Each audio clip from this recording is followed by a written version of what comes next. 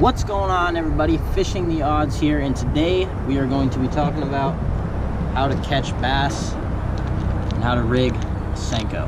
I'm going to show you guys tips on how to fish it, different ways that you can fish wacky rig Senko, and different ways that you can fish Texas rig Senko.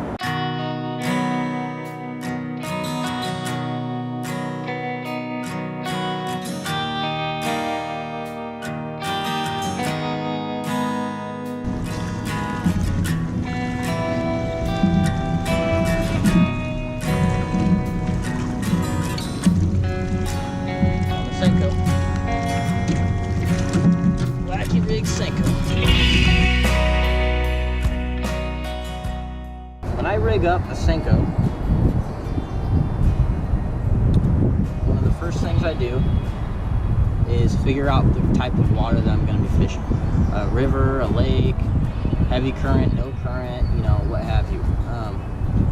I mostly fish rivers, so I throw a little weight on my Senko, and this is 3/16 ounce. I go up to 1/4 ounce, 1/8 ounce, 3/16, quarter, you know, whatever. And the reason I put weight on this is because when you put your Senko, when you rig up your Senko for wacky rig, when you rig up your Senko and you have weight right here, okay, this Senko is gonna do this when it falls. It sort of undulates, and it's just gonna go like that in the water. And the more weight you have, the quicker it does it. So if you fish it weightless, which is also good, but I never do it, it slowly falls. Sometimes it irritates the heck out of the bass, but for me, I like the more action on the bait. And I typically go with yum dingers, because it's another word for Senko, because they're cheaper and they still have a lot of action, as you can see. So yeah, it's never a bad idea to get something cheaper if it's effective. So you'll see in this clip how I catch bass on a wacky rig Senko. I'm going to cast right next to the bank, and I'm just gonna let it fall on slack line, and I'm gonna watch it as it's falling. And you'll feel little ticks on your rod, just little tiny nibbles. Or if you don't feel anything sometimes, which is the case because your line is loose, you have slack line, you will see your line move in the water. So I generally fish at the color of line that I can see. So I can see the line moving, which tells me that there's something on, because you don't always feel it when you have a slack line. So I'm just letting that thing fall on slack line.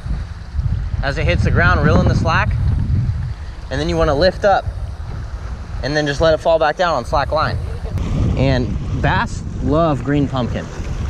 They love the green colors, the colors that look natural in the water, like crawdad colors and stuff. So I generally do really good fishing darker colors in this darker water. The fish are gonna take it on the fall.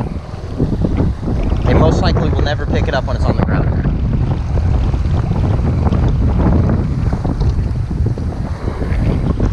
That's why if and when you do feel it, it's because they took it when it was falling.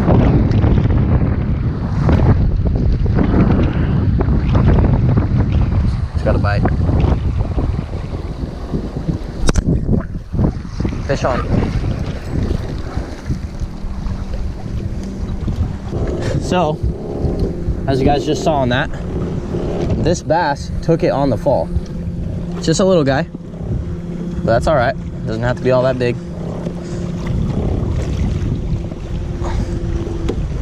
So when that Senko's falling, it's just undulating like that, and it was falling on slack line, and this little guy hit it, and I saw the line move, and then I tightened it up because I saw the line move and I felt a weight there. That's when I realized I had a fish on, so I set the hook. It wasn't exactly like a hook set, just a lift up. You don't have to drive the hook through the fish's mouth when you're doing this. So there you go. That's how you catch a fish on a wacky rig Senko. So depending on what I'm fishing, I like to throw a braided line. Actually, I always throw braided line because it's just, if you're fishing cover, which most of the time you are for bass, because they're either hiding in trees, branches, grass, rocks, bigger rocks, smaller rocks. You know, smallmouth especially love rock. So I always throw braided line, man, because braided line can take a beating. This is 20 pound. A lot of guys go 50 pound and stuff like that. That's okay, but 20 pound braid, man, you're okay. You can fray it up and everything, and you're not gonna lose your fish. Like if you were to throw 10 pound mono, you know, if mono or fluorocarbon run across a rock, it's not as abrasion resistant as braid. So I stick to braid generally for all my bass fishing. I'm not worried about how braid floats more than other things for topwater or anything like that, because your topwater bait is designed to float anyways, with or without the braid. So to me, braided line, that's how I bass fish. Now, rigging is simple. You want to use a bullet weight for this, for the fact that it's aerodynamic. When it goes through the water, you know, it's gonna ease through. There's gonna be no resistance on this bullet. As if you were to throw a flat weight or something, you'd get resistance on the way down, therefore affecting the action of your dinger. So get bullet weights, tungsten or lead.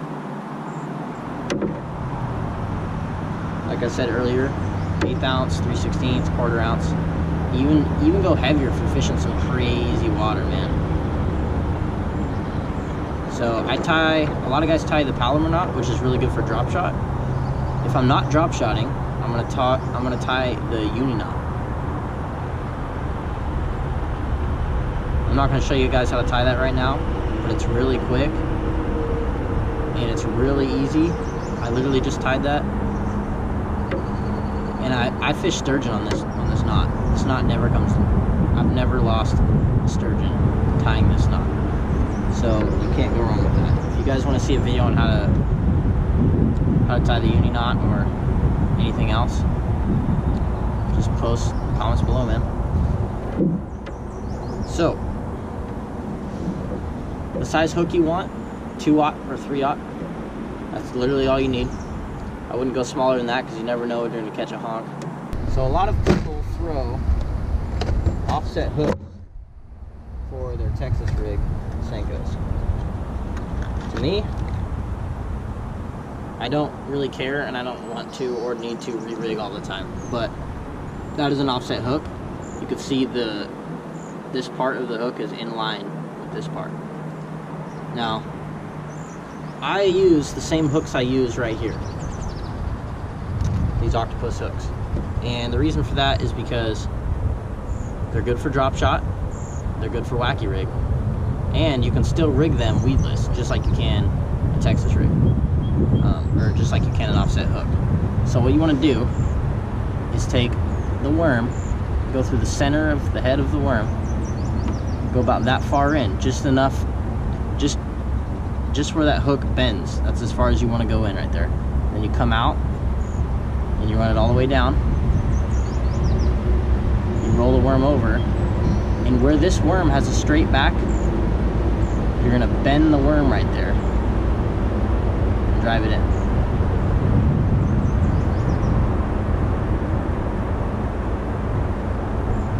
And there you have a weedless Texas rig. I will show you how to fish this in the video right here. All right, let my weight hit the bottom. Just little tiny pops. It's almost like a little wrist twitch. As soon as I let it hit the bottom,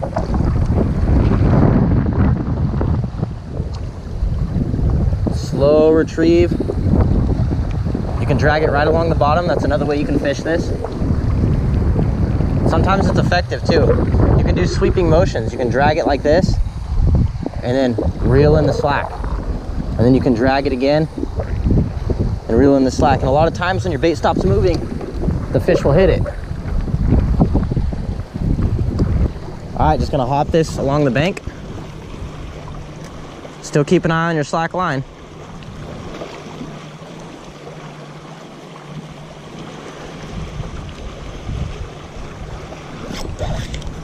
Ooh, Got a bite.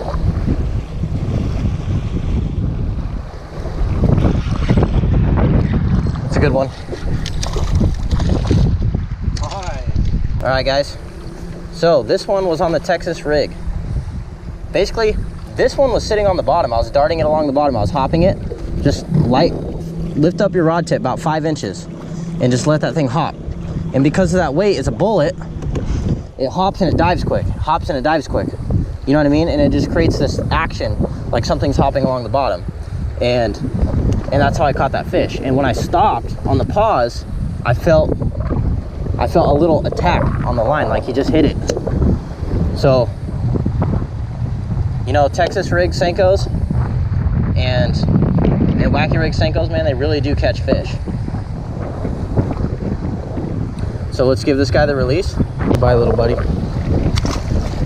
All right, guys, I hope you enjoyed the video. Hopefully you learned a little bit about rigging, a little bit about fishing, Senkos, and different cover. You can fish Texas rig in trees, around grass, rocks, you know, you name it. It's universal. You fish Senkos pretty much anywhere. Hopefully you like this video.